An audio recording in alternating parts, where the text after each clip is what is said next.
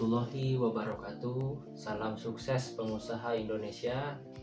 Baik teman-teman, di video kali ini saya akan coba sharing atau berbagi ilmu mengenai jenis-jenis surfaktan yang umum digunakan di pasaran teman-teman.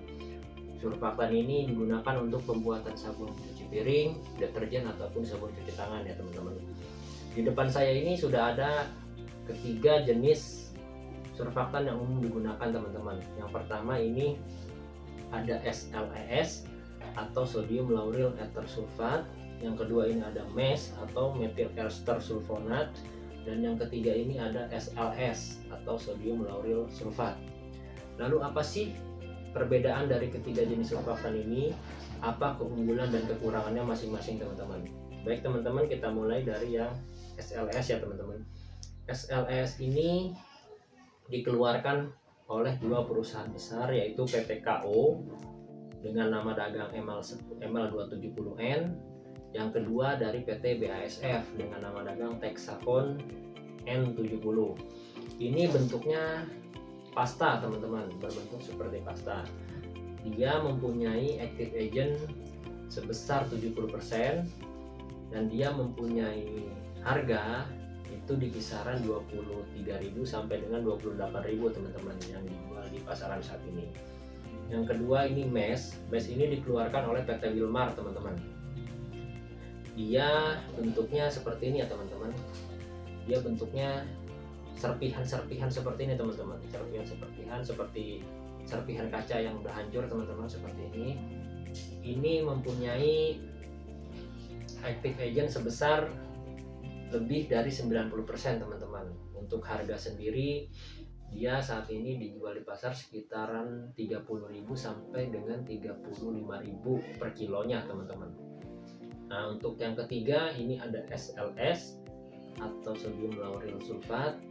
Ini dikeluarkan oleh dua perusahaan juga. Yang pertama dari PT KO. Ini nama dagangnya ML10N, dan yang satu lagi dari PT BASF dengan nama dagang Texacon N10P. Nah, ini harganya sekitar 43.000 sampai 50.000 per kilonya teman-teman. Ini bentuknya seperti seres ya teman-teman, seperti mesis teman-teman. Jadi dia bentuknya seperti butiran padi kayak gini, kecil-kecil. Dan dia mempunyai harga yang paling mahal dibandingkan dengan kedua ini teman-teman. Lalu kita bahas keunggulan dan kekurangannya apa sih teman-teman dari jenis-jenis surfaktan ini teman-teman. Kita mulai dari yang ini teman-teman, SLES. SLES ini yang pertama paling mudah didapat di pasar teman-teman, di toko kimia ataupun di marketplace atau toko-toko online teman-teman.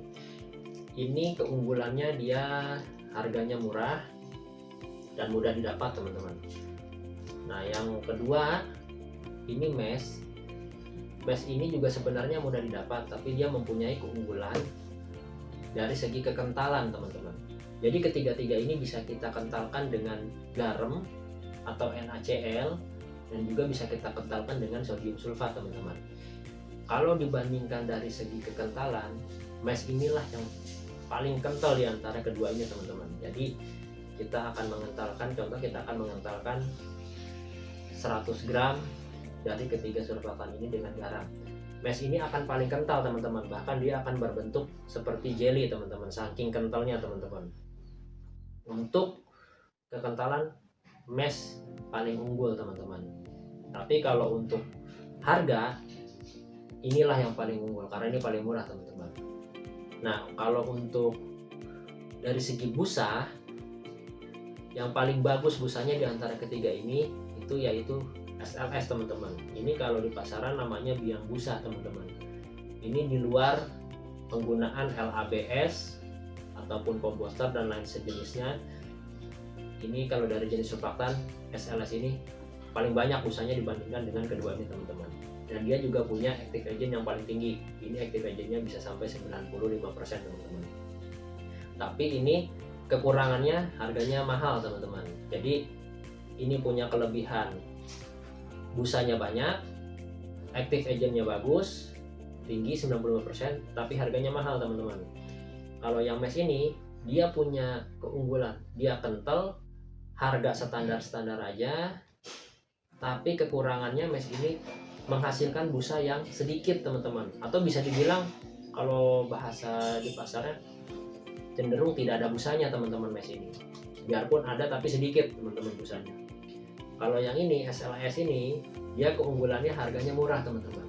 Harganya murah, dia juga bisa menghasilkan busa walaupun tidak sebanyak SLS ini teman-teman. Tapi dia bisa menghasilkan busa yang lebih baik dibandingkan dengan mesh teman-teman. Jadi kalau teman-teman ingin membuat sabun, ingin coba-coba usaha sabun segala macam, teman-teman bisa coba pakai SLS ini untuk membuat sabun. Ini teman-teman tinggal buat sabun SLS ini, tinggal teman-teman tambahkan dengan bahan-bahan untuk pembentuk atau formula sabun lainnya, ditambahkan dengan bahan-bahan tersebut dan dikentalkan dengan garam. Itu teman-teman sudah bisa membuat sabun cuci piring ataupun deterjen ataupun cuci tangan sendiri teman-teman. Nah, itu dengan harga yang relatif atau cenderung bisa bersaing ya teman-teman di pasar ya teman-teman. Tapi kalau teman-teman ingin membuat sabun yang lebih bagus, misalkan bisa dibilang dengan kualitas yang premium, teman-teman bisa menggabungkan atau mengkombinasikan SLS ini dengan mesh. Jadi teman-teman bisa dapat dari busanya dari sini, busanya dapat, kekentalannya dapat, active agent atau daya bersihnya juga dapat teman-teman. Tapi teman-teman di situ harga akan naik, harga pokoknya atau HPP-nya akan naik teman-teman, karena teman-teman membuat sabun kualitas yang premium.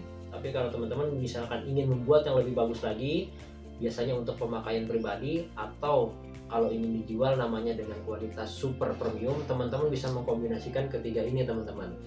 Jadi teman-teman nanti bisa dapat kualitas super premium. Yang pertama, busanya bisa dapat banyak, kentalnya dapat, harganya juga bisa bersaing karena kombinasi ketiga ini teman-teman.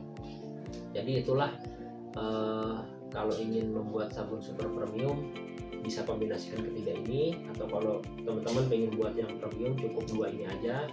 Kalau teman-teman ingin membuat sabun yang kualitas standar dan bisa dijual dan bersaing harganya di pasaran, menggunakan SLS aja sudah cukup teman-teman.